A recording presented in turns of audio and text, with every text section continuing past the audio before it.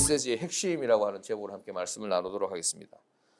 지난주에 이어서 바울과 바나바 일행이 바보라는 곳에서 배를 타고 밤빌리아에 있는 버가라는 곳에 도착했을 때 마가 요한은 시험에 들어 선교에 대열해서 이탈하여 예루살렘으로 돌아가 버렸습니다.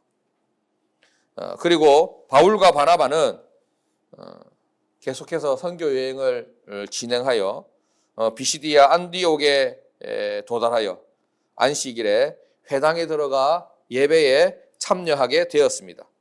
거기서 뜻하지 않게 계획한 바 없었는데 말씀을 전할 기회를 얻게 되었습니다.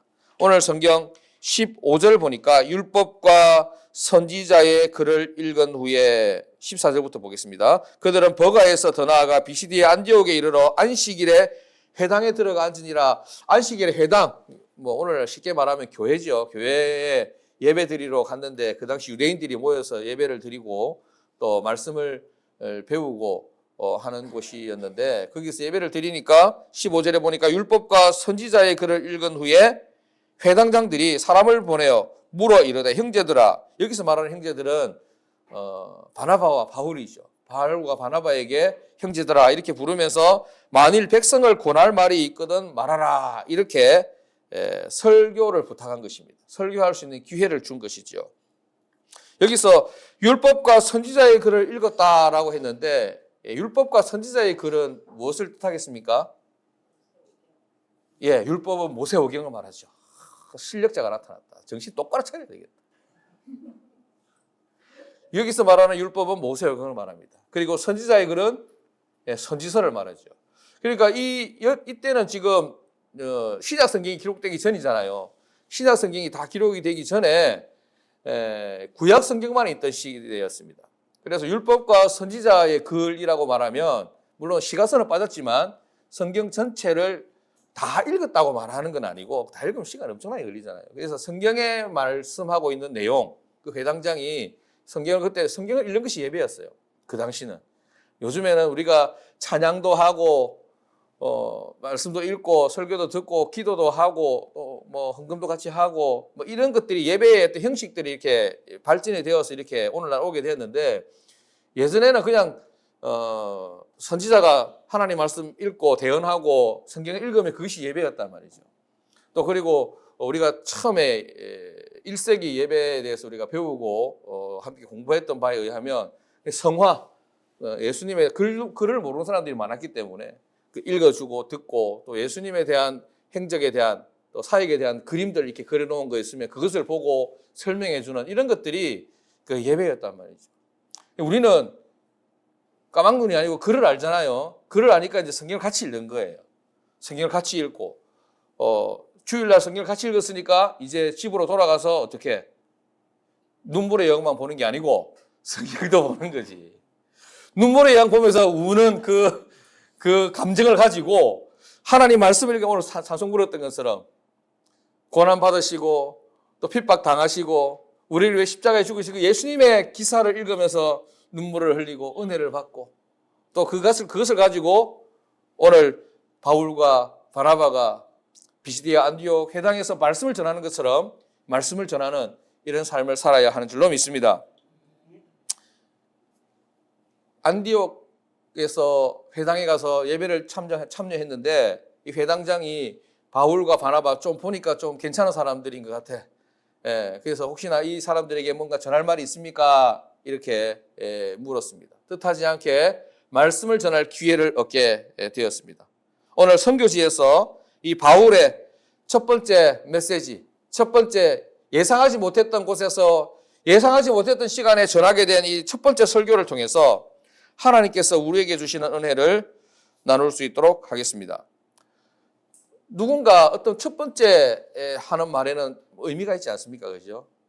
대통령이 되어서 첫 번째 국민들을 향해서 내는 메시지.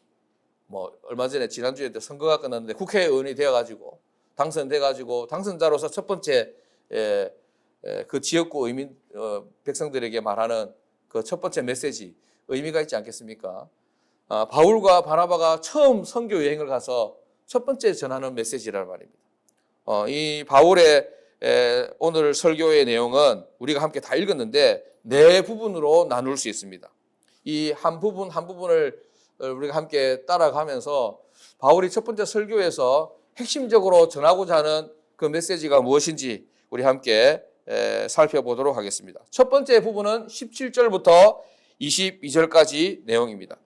17절부터 22절까지의 내용을 살펴보면 이스라엘 백성들이 출애굽하여 가나안을 향해 행진하는 그 사건, 광야에서의 40년간 살았던 그 사건들에 대해서 요약하고 있습니다. 그리고 사사들과 사무엘을 주셨던 사건, 이스라엘에게 첫 번째 왕 사울 왕을 세우신 사건, 그리고 그 사울 왕을 패하시고 하나님이 그 마음에 합한 다윗을 왕으로 세우신 사건에 대해서 말하고 있습니다. 17절부터 22절까지 그런 내용들을 쭉 굉장히 이스라엘 한 1500년 역사를 굉장히 짧게 요약해서 말하고 있다는 것이죠. 여러분들은 이 부분을 보면서 무슨 생각이 드십니까? 이런 일이 있었나? 이런 생각 드십니까? 이런 내용이 성경에 있지. 요약 잘했네. 이렇게만 생각이 드십니까? 바울이 구약 전체의 역사를 굉장히 잘 알고 있다. 잘 알고 있을 뿐만 아니라 잘 요약해서 설명을 잘하고 있다라고 여기시지 않습니까? 굉장히 정통한 것이지요.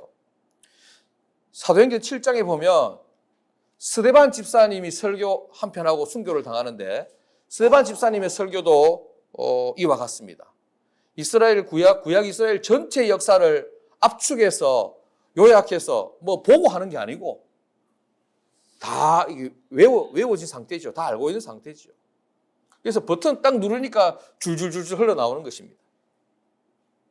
저는 여러분들이 우리 등대열방교회 성도님들이 구약 성경의 내용을 이렇게 잘 이해할 수 있기를 바랍니다. 자신 없는데 드라마 본다 생각하시고 성경 보시면 됩니다. 드라마 연결해주고 설명해 준다 생각하시면서 그렇게 하면 됩니다. 나는 모르겠다 하면 안 된단 말이죠.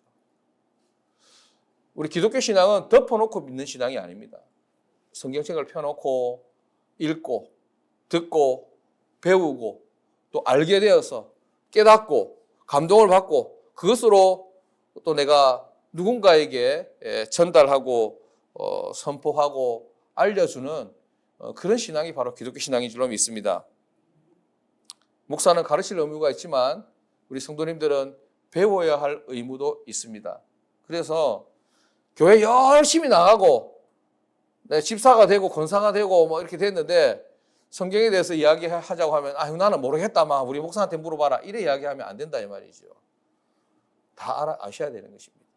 모르면 지금이라도 또 성경 또 읽고 또 알게 되고 우리 오늘 그래서 우리 찬송가 199장 불렀잖아요. 그죠? 나의 사랑하는 책 비록 헤어졌으나 어머니의 무릎 위에 앉아서 우리 어머니가 성경을 읽어주고 알려준 적은 없지만 그렇다고 하면 내가 직접 목사님이 그렇게 하니까 성경 읽으시고 매일 아침에 맥시앤 성경 올라오는 그것만 만족하지 마시고 시간을 내어서 하루에 5분이라도 10분이라도 15분이라도 하나님 말씀 읽으면서 또 알아가고 그것으로 은혜를 누리고 은혜를 또 받게 된 것을 항상 대답할 말을 준비하여 어느 날 갑자기 이 사람들을 향해서 말씀할 것이 없습니까? 라고 오늘 사도 바울과 바나바에게 기회가 주어졌을 때 거침없이 말씀을 전할 수 있었던 것처럼 하나님의 은혜와 구원의 복음을 가지고 증거할 수 있는 그런 복된 삶을 살아가는 여러분 될 수 있기를 주님 이름으로 축복합니다. 오늘 이 바울이 갑작스럽게 전해야 될 말씀을 전해야 될 그 시간에 준비된 말씀을 이렇게 전하고 있습니다. 구약 성경의 내용을 이렇게 요약해서 잘 전하고 있습니다. 이렇게 바울이 구약 이야기를 하는 이유는 거기에 유대인들이 구약 내용을 잘 모르겠습니까? 그죠? 잘 안다는 말이죠. 이게 이제 너희들이 잘 아는 거 나도 잘 안다는 거예요. 해석이 조금 다른데 너희들이 잘 이해하고 있는 너희 조상들의 이야기 유대인들이 이해하고 있었던 것, 알고 있었던 이런 부분들을 사도 바울이 굉장히 유창하게 잘 설명해 가면서 공감을 얻는 것이죠. 그러면서 구약 성경의 내용은 무엇으로 결론이 모아지느냐? 다윗 왕 이야기로 결론이 모아지는데, 그 다윗 왕 이야기가 나오죠. 22절까지 내용이 다윗 왕으로 마무리되잖아요. 사울 왕을 선택하셨는데 40년 동안 이스라엘을 다스리게 하셨고, 그 사울 왕을 하나님이 패하시고 이스라엘 왕 삼으신 걸 후회하시면서 다시 내리시고 누구를 세웠습니까? 내 마음에 가장 합한 다윗을 왕으로 세우셨다. 이스라엘 백성들, 유대인들 다 잘 아는 내용이죠. 그 이야기, 표면적인 이야기를 하고 싶은 것이 아니라 그 다윗 왕의 씨로부터 메시아가 나온다. 다윗 왕의 후손으로부터 메시아가 나온다. 이 이야기를 하고 싶은 것입니다. 그러면서 23절부터 25절까지가 두 번째 내용인데, 그 메시지가 바로 구약에 머물러 있는 내용이 아니라 구약에 나오는 여러 사건들에 담긴 그 깊은 하나님의 뜻을 이야기하면서 결국 다윗 왕으로까지 흘러오게 되고, 또 그 다윗 왕의 후손으로부터 메시아가 나왔다는 그 메시지를 전하고 있는 것입니다. 23절부터 25절 말씀까지 우리 다 같이 다시 한번 읽어보겠습니다. 시작. 하나님이 약속하신 대로 이 사람의 후손에서 이스라엘을 위하여 구주를 세우셨으니 곧 예수라. 그가 오시기에 앞서 요한이 먼저 회개의 세례를 이스라엘 모든 백성에게 전파하니라. 요한이 그 달려갈 길을 마칠 때에 말하되 너희가 나를 누구로 생각하느냐? 나는 그리스도가 아니라 내 뒤에 오시는 이가 있으니 나는 그 발의 신발끈을 풀기도 감당하지 못하리라 하였으니. 아멘. 예수님을 말하고 싶은 것입니다. 예수님을 말하고 싶은데 누구를 제일 먼저 이야기하냐면 구약 전체 역사를 이야기하면서 이스라엘 백성들 누구도 부인하지 못하는 이스라엘의 가장 위대한 왕 다윗을 이야기하는 거죠. 그 다윗의 후손으로부터 이 예수님이라고 하는 메시아가 나셨는데 유대인들은 믿지 않았잖아요. 인정하지 않았잖아요. 그러니까 누구를 또 증인으로 내세웁니까? 모든 이스라엘 백성들이 다 인정했던 세례요한. 세례요한 너희들 다 잘 알잖아. 세례요한의 권능을 인정하잖아. 세례요한이 세례를 베풀고 세례요한이 기적을 베풀고 세례요한이 말씀을 전할 때 모든 유대인들 그리고 종교 지도자들이 벌벌 떨었잖아. 그 세례요한이 뭐라고 이야기합니까? 마지막 때에 달려갈 길을 마칠 때에 너희가 나를 누구로 생각하느냐 이렇게 말하면서 나는 메시아가 아니다. 나는 그리스도가 아니다. 진짜 메시아, 진짜 그리스도는 내 뒤에 오시는 분인데 나는 그분의 길을 닦으러 왔다. 나는 그의 신발끈을 풀기도 감당하지 못하는 사람이다. 이렇게 이야기했던 것을 다시 한번 상기시켜주고 있습니다.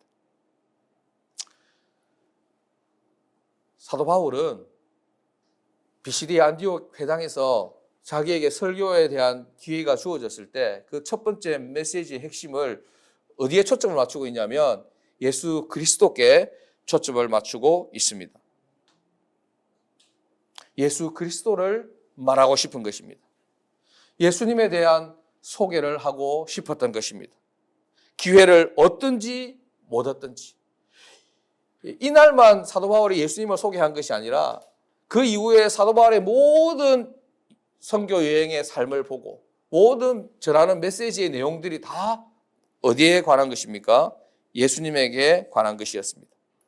기회를 얻든지 못 얻든지, 감옥에 있든지, 자유의 몸이 되어 있든지, 파선한 배에 있을지라도, 그리고 섬에 버려져 있든지, 자기의 상황과 형편과 상관없이 예수님을 전했던 것입니다. 사랑하는 여러분, 저와 여러분들의 삶도 사도 바울과 같이 예수 그리스도께 초점이 맞추어지기를 주님의 이름으로 축복합니다.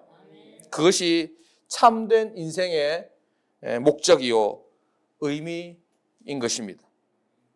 여러분들이 어디서 무엇을 하든지 예수님을 자랑하고 예수님을 드러낼 수 있기를 바랍니다. 이제 사도 바울의 세 번째 메시지를 살펴보겠습니다. 제가 편의상 첫 번째, 두 번째, 세 번째, 네 번째 이렇게 나누었는데 이해하기 쉽도록 사실은 첫째, 둘째, 셋째가 없죠. 그냥 물 흐르듯이 자연스럽게 흘러가는 내용입니다. 26절부터 37절까지의 좀 긴 내용에는 어떤 내용이 있냐면 마지막 부분 36절, 37절 부분만 같이 한번 읽어보겠습니다. 시작. 다윗은 당시에 하나님의 뜻을 따라 섬기다가 잠들어 그 조상들과 함께 묻혀 썩음을 당하였으되 하나님께서 살리신 이는 썩음을 당하지 아니하였나니. 아멘. 이렇게 이야기합니다. 다윗은 죽어서 썩었지만 하나님께서 살리신 예수님은 썩지 않는다, 썩지 않았다 이렇게 말씀하고 있습니다. 바울이 회당에서 설교를 하면서 구약의 사건으로부터 메시지를 시작합니다. 출애굽 사건으로부터 시작해서 다윗 왕에 이르기까지 이야기를 아주 간단하고 쉽게 요약하지요. 그리고 다윗의 씨에서 다윗의 후손으로부터 메시아가 나온다는 그 선지자의 예언에 대해서 이야기합니다. 그 메시아가 누굽니까? 우리가 다 아는 바와 같이 바로 예수 그리스도시다. 그러면서 이 세 번째 부분에서는 그러면 이 예수 그리스도는 어떤 분이냐 하는 것이 세 번째 내용의 핵심입니다. 사랑하는 여러분, 예수님 어떤 분이십니까? 예수님 어떤 분이십니까? 네, 좋은 분이죠. 잘생긴 분입니다. 우리 성경 공부하면서 다 배웠던 것처럼 완전한 하나님이시고 또 완전한 사람이시고 뭐 국적이나 뭐 민족을 이야기하기에 앞서서 우리가 아는 바 예수님은 완전한 하나님이 되시고 또 완전한 사람이 되시고 우리를 위해서 십자가에 죽으셨다가 부활하신 분, 우리를 위해서 이 땅에 다시 오실 분 이렇게 알고 있습니다. 십자가에 못 박혀 죽으셨고 다시 살아나셨는데 바로 우리가 이 일의 증인이라 이렇게 사도 바울은 말하고 있습니다. 예수님에 대해서 설명을 하고 난 뒤에 바울은 네 번째로 마지막 그 설교의 결론을 38절부터 41절까지 이렇게 기록하고 있습니다. 그러므로 형제들아 너희가 알 것은 이 사람을 힘입어 죄 사함을 너희에게 전하는 이것이며 또 모세의 율법으로 너희가 의롭다 하심을 얻지 못하던 모든 일에도 이 사람을 힘입어 이 사람이 누굽니까? 예수 그리스도. 이 사람을 힘입어 믿는 자마다 어떻게? 의롭다 하심을 얻는 이것이라. 쉽게 말해서 결론은 다음과 같습니다. 예수님을 믿으십시오. 그는 훌륭하고 위대한 일을 했다가 죽어 없어진 분이 아니라 그분은 구약의 약속된 메시아 하나님의 아들이시고 뿐만 아니라 죽었지만 다시 살아나신 분입니다. 그리고 이 예수를 믿으면 구속 곧 죄 사함을 받고 하나님의 자녀가 되어 의롭다함을 얻게 되는 것입니다. 라는 내용인 것입니다. 바울의 설교 내용을 살펴보면 그가 전하고자 하는 메시지는 오직 예수 그리스도였습니다. 바울에게 있어서 준비된 말씀은 오직 예수님이었습니다. 바울의 관심, 바울의 소원, 오직 예수님 뿐이었습니다. 고린도전서 2장 2절도 고린도 교회에 보낸 사도 바울의 편지지요. 고린도전서 2장 2절에 보면 이런 말씀이 있습니다. 내가 너희 중에서 예수 그리스도와 그가 십자가에 못 박히신 것 외에는 아무것도 알지 아니하기로 작정하였습니다. 아멘. 이렇게 고백하고 있습니다. 예수님 외에는 바울은 모든 것을 포기했습니다. 아니 바울이 내세울 것이 없어서 가진 것이 없어서 말할 수 있는 것이 없어서 포기한 것이 아니라 말하고 싶은 건 너무 많고 아는 것 너무 많고 가진 것 내세운 것 자랑할 것 너무 많지만 오직 무엇만 말하기로 작정했다?